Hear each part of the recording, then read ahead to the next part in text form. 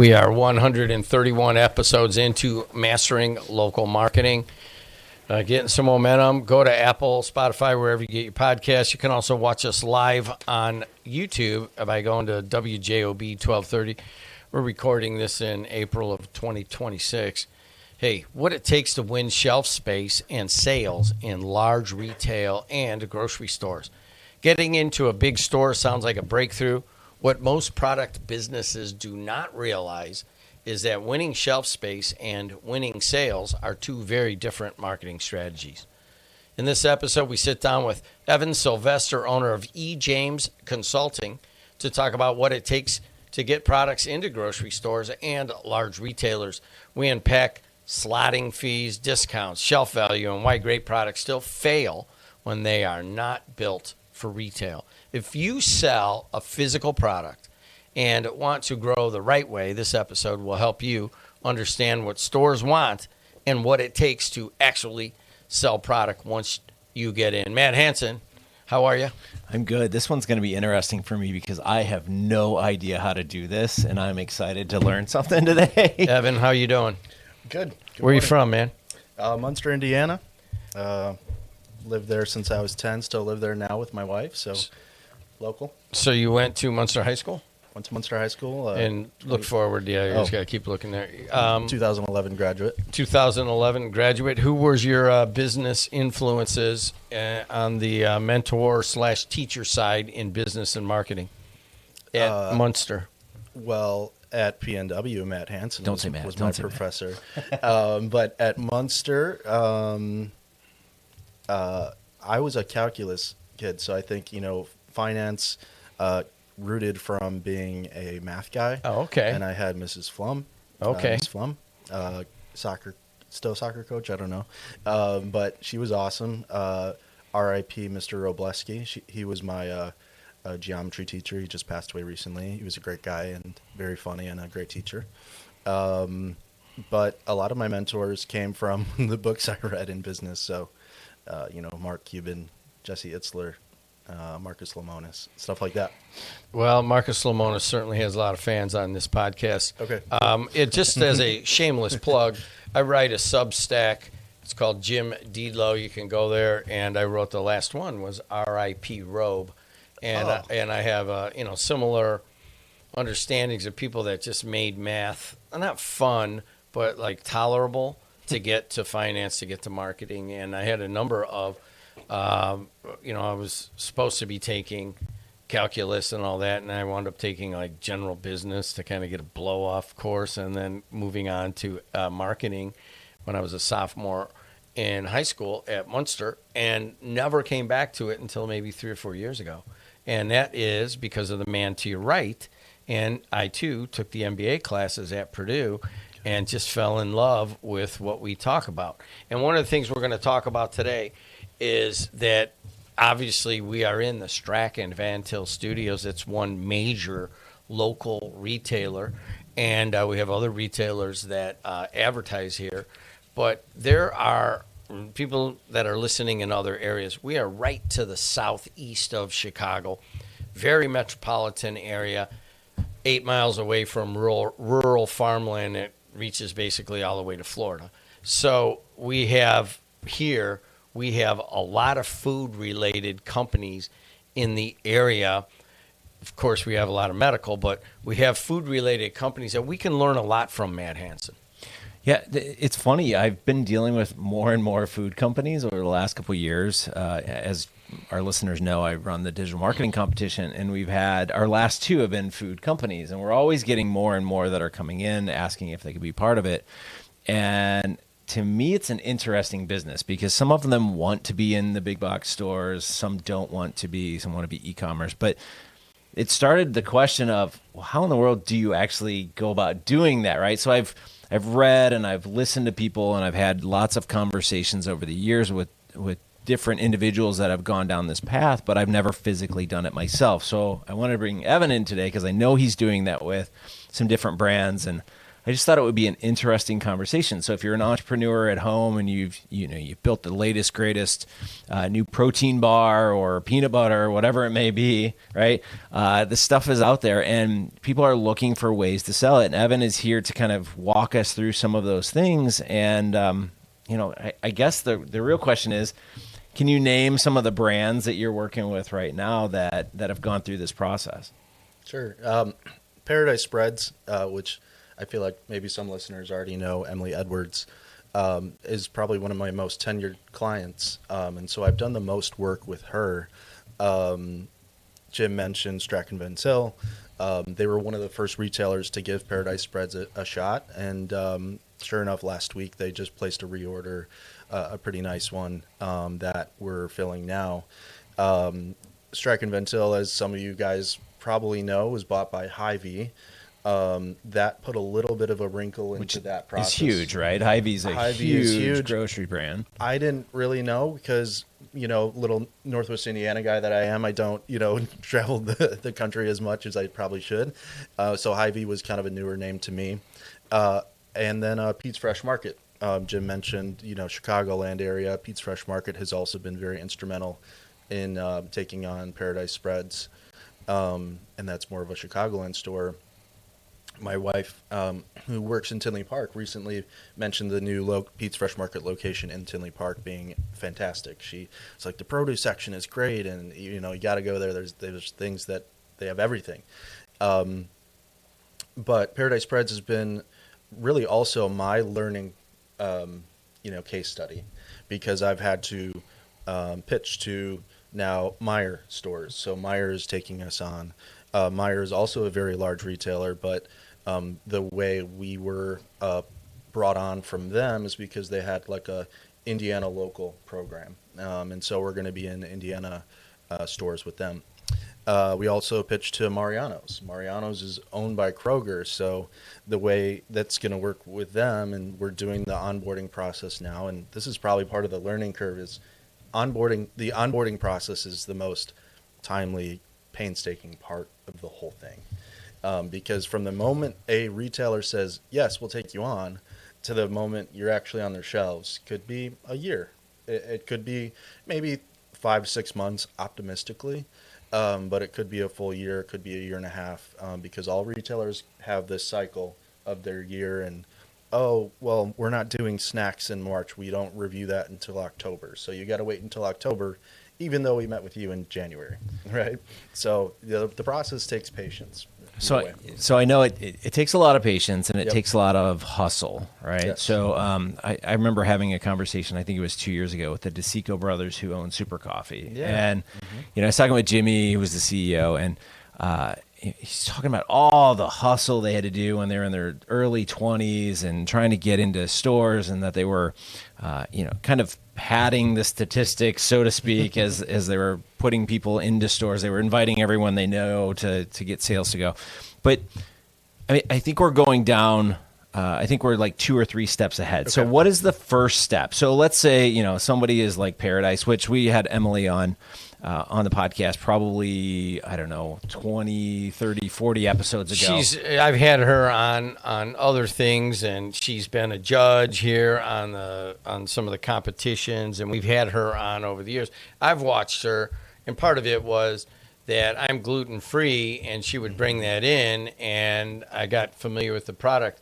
But just to talk specifically about Emily, and before we go back to the first steps, she is a good example of why you should be a venture capital entrepreneur and why you should not be one. Because the road that she has had to go through is very similar to what we had to go through. Also, we both of us were like sitting there going, man, why can't we get people to invest in us? Why can't we get, she's like, can you help me get into Strachan Van Til's, all that stuff. Her perseverance is just astounding. And I put that out there because some people that listen to us are into that venture capital game. And you could learn from Emily Edwards that it is most likely, if you're ever going to be one of the 10% that break through, that you are going to go through hell and back. And she has certainly done that. So our saying is patiently persistent. So we say that to each other quite a bit because it's the only way we get through. Right. So what did you tell her about the first step getting into Strachan Van Til and the Pete's Fresh Market? I mean, what do you got to be prepared to do to get on those shelves? Follow up and expect no one to answer you for a few weeks, and then follow up again, and then knock on some more doors. Strachan Van Til, their main office is actually kind of down the road from where I live on 45th, and it like any other business, you have to build relationships. And I thankfully now have a very good relationship with one of the category managers over at Strax. He's actually an employee, and this is important for people to know, of KeHE. KeHE is one of the largest distributors of food in the United States, I guess in the world as well. And if you get in well with the KeHE managers and they are distributing the product, and maybe I'm going a step further again, but that's your way in. So if you know any product category managers for something like a company like KeHE or Unify, or there's some smaller distribution companies like Norman Distribution, and you get in with them, it's really good. I also have another KeHE manager. We've only met via Zoom. He lives down in Ohio. We were talking sports for about 20 minutes before we even talked about a product. But I have such a good relationship with him now that if I send him a product, he says, okay, I'll show it to my retailers and see if we can get them in. So I'm sorry, I was going to ask her to hold up the hot sauce. Would you? Is the hot sauce sitting over there? Oh. This is the Region hot sauce. That's my friend Tom Ruiz. He's a principal at St. Mary's. Can you show his picture? Yeah, there it is. I told him never to put his picture on. He should put his wife on there. Yeah. But that's the exact. I mean, that he comes to you, and I will make that introduction. He comes to you, but we need to know there are people sitting at home like, God, I got this product. What's that first step for that person to get involved? I think it's more of a general business lesson. And you mentioned the Chico brothers, which I don't know, I probably pronounced it wrong, but I'm a big fan of Devin Levesque, who's with them, and also a co-founder or one of the guys with he has ProMix as well as Olipop. And he says you have to get sales first. Yeah. So if you need to, sell to your family, sell to your friends, sell online, sell on Facebook Marketplace, sell on, Shopify is so easy to set up. If you can sell some product online first, get some traction and get some loyal fans and get some repeat orders, because that's going to be your biggest selling point when going to retailers, because they're going to say, well, how many have you sold so far? Go do your local farmer's market. And if they fly off the shelf there, you could tell them, well, I sell out in 30 minutes at my local farmer's market. That's the biggest. So for him, which I'm assuming he's done probably some farmer's markets or something. If he sells them, keep track of that and say, we've got customers, have those customers posted on their social media, give them a 5-star review. And that's how you build a brand reputation. And then those retailers, they can't say no if you're already selling them like hotcakes at a farmer's market. One of the conversations I had with Jimmy was he basically said that they would go to a grocery store and say, try to get into the grocery store, and they'd ho-hum and whatever. And they said, all right, well, I'll tell you what, let us come set up. And if we don't sell out, then you don't have to come, have the conversation with us anymore. And basically what they did is invited every single friend and family they knew to come in there and buy so they could show that demand and whatever else, and they sold out, right? But it's the little things you have to show that, people want your product and all of that. Now, I get it that they're friends and family, but still, you've got to get a start somewhere. And, you're talking about distributors. I know Emily has changed her packaging a few different times. I know a lot of people that I've talked to in this space, in the food space, they changed their packaging. There's the Axe body spray or body wash that they have. They changed their packaging and their sales went down drastically because they had kind of this, they had cut out part of the packaging so it was easier to hold a package.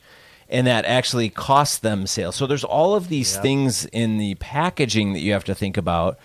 From a distributor standpoint, obviously we have spoil and all these other things, but what are some of the things that you've come across there? there was a brand I was working with for a little while. She is also a local. I'll shout her out. Cute as a Cupcake. You've maybe come across Michelle Yes, Wainwright. yes. Awesome entrepreneur. And her product needs to be refrigerated.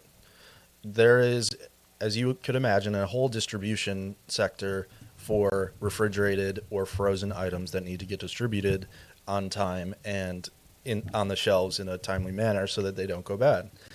So that is a challenge because you need to know that your product's going to sell off the shelf before it spoils. And it does make it more difficult. I'll give another example of a product that should be frozen. We went and pitched it to Mariano's, the buyer at Mariano's, and he said, well, we can put it out in the deli area, kind of where you'd have an open, like, lunch meat section, but it's open. So she was like, well, the owner said, well, it really wouldn't be good because if it starts to thaw at all, then you have to bring it home immediately and either get it in your freezer or use it right away. They're like, well, that's the only way we could probably find space for it. So you have to make the decision, either do I pass up the opportunity to get into Mariano's, or do I risk the reputation or the integrity of the product by not putting it where it should be, which is in a freezer, as opposed to in a cold area, but not quite a freezer, So you have to make that decision. So, you're talking about getting an order. Yep. Okay. And Lamonis is big on this. All of a sudden, is it him or one of the other guys on Shark Tank talks about walking into Walmart and they're like, okay, give us $28 million worth. Okay. Yeah. From 400,000 in sales. That's what we need. So have you encountered that where someone's like, all right, bumping along. And then they get this big order. Emily getting another order out of Streck and Van Til could, conceivably, you know what, we'll put you into 18 other markets for Hy-Vee, and we need it by a month from now. There is that panic moment in a lot of these products. What do you tell your people when they hit that panic moment? Get back to work. Yeah. Fundraising is important. And that goes to any business type anyways, right? But we're actually, I can say it, and I'd actually like to say that we're going to do a Kickstarter for Paradise Spreads, because we do need to raise a little bit of money for some of the onboarding costs for Mariano's and Kroger. And, getting creative on where you can find money doesn't have to be your own, is part of being an entrepreneur. You got to raise money. I think you were... We're part of Sports Tech HQ on the Heartland side. That took forever, Yeah. but now I know that game. Yeah. And anybody who goes through that game and develops those skills, and Emily's been right there with me, man. Yep. We trade secrets on how to raise the money and so forth. And at first we were both kind of reluctant about it. And now it's like, hey, man, I don't care if you walk to the other side of the street when you see me walking. I'm here to tell you my product is great, and I'm going to ask you for money, and that's how it is. And she's the same way. Yep. And that's just how it's got to be, man. Otherwise you flounder. Yeah, there's one, I can tell you just a different example of a very lucky situation or fortunate situation of a brand that the founder already had money. I think that's most dangerous. Yeah, well, it's a two-sided coin, because he didn't have as much enthusiasm or drive to succeed because he already had made his money, and it was actually in food, coincidentally. But they had an opportunity with Target. Target, obviously a very large retailer, and yeah, they wanted to fill a bunch of stores, and he had the money to do it. However, he didn't have the, like I said, drive to drive sales anywhere else, and so it's a good product, and I did work with them for about a year, and I was trying to get them into smaller retailers, and they were like, we don't really care about them. We just want to get into the big ones. Well, I don't know if you can really just make that decision. Like, you should just be wherever you can be, because Pete's and Strax and Strax can lead to Hy-Vee, like you said, and you don't know what's going to lead to what, but... I think what you're saying, though, is you have to have a game plan, right? So I've had conversations in the last 6 months with different products that they don't want to be in the big box stores. They want to be in the small specialty. And then you get, vice versa, right? So, if you've got a plan, I guess you stick to your plan.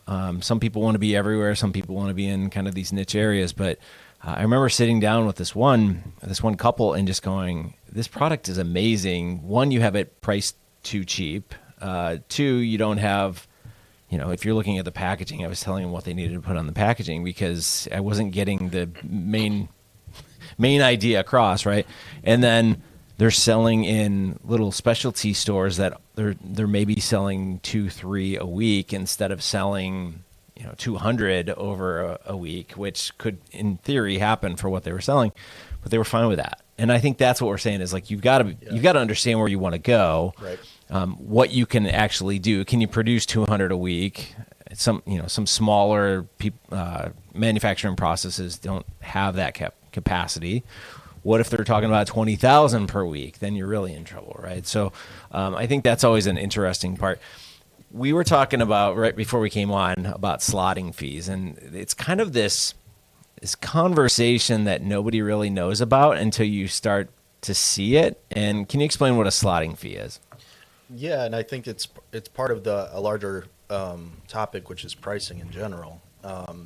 And so a retailer will ask you to pay a fee for your product to sit on the shelf. Mm-hmm. And I think that's part of maybe a segue of pricing is you may make razor thin margins, but be in Whole Foods. So if part of your strategy is I want to be in Whole Foods, you better know what comes with that. Because yes, they may ask for your first run for free. They may ask for, $5,000 worth of your product for free, because that's the first run for 50 stores. Mm-hmm. And on top of it, you may have to pay a slotting fee. So it's opportunity cost, right? It's like, do we want to be in Whole Foods that bad? And that's why, some retailers, some brands will make that decision to stay small because they don't want to put up $50,000 or $100,000 to be in Whole Foods. Right. It sounds cool. Yes, it does. Like, we'd love to walk into Whole Foods and see our brand on the shelf. That would be really cool. But there's a give and take there. And I think another thing that's important to note on pricing is some people set their pricing too low, but some people set their pricing too high thinking, oh, I've got to make a 50% margin. Like, good luck with 50%. Yeah. Because Mariano's is going to come in and say, all right, it costs you $5 to make your product. We're going to KeHE, the distributor, is going to buy it from you for $8, and then we're going to buy it from KeHE for $9. So, but they're like, well, my product sells for $12 on the shelf. Like, well, no, it doesn't. Like, that math doesn't make sense for them or for the distributor or for anyone. So you may think you have more control over your pricing until you meet a retailer or someone that wants your product for less, and it's all just a numbers game. It's they need to make their money, but they also need to sell the product and get it off the shelf as well. You talk about numbers. What do you mean by, well, let's talk about turns and the number of turns and, mm-hmm. What you should aim for. Can you address that?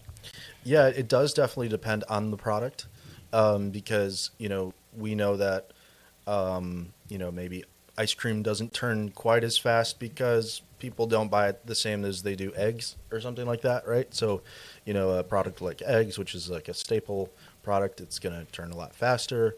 But you do want to establish a routine turn rate because they know, like a snack pack, for instance, you want to sell, I guess, just kind of general numbers, 5 units of each flavor per week.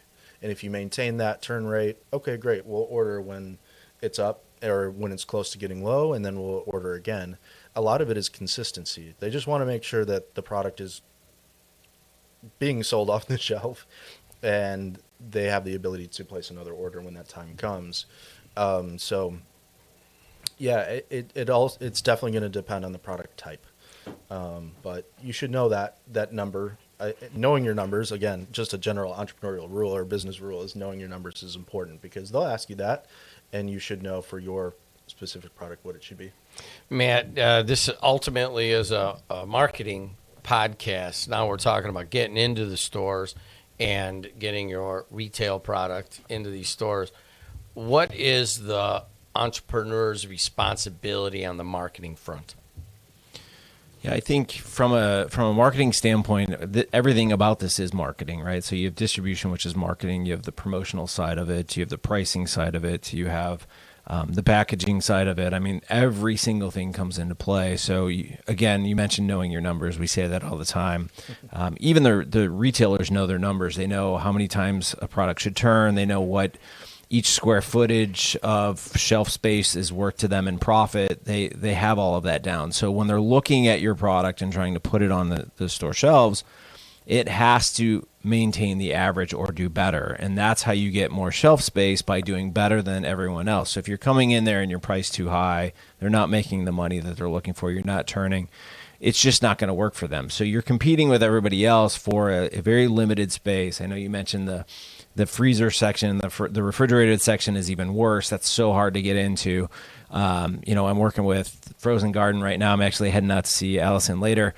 And, she was in the store space and pulled back out because it was so difficult, because she's a frozen product, right? And the fact that you're dealing with waste and having to pick stuff up and all of that. So from a marketing standpoint, everything we've discussed today is marketing, and it doesn't matter if you're just talking about pricing, packaging, distribution. It's all part of marketing, and I think most people look past that. Evan Sylvester with E. James Consulting. So ultimately, Evan, somebody's listening to that and they do have this product, and maybe it's not food-based, but it could be. What kind of encouragement can you tell them, or what do you want to speak directly to them about? There's that old song that keeps getting stuck in my head. Know when to hold them, when to fold them, and when to walk away. Jenny. Right? And so that's important for any entrepreneur. But you have to assess, well, is this worth continuing, or should I try something new, or do I just need to pivot? A big thing with Paradise Breads is we changed the pretzel.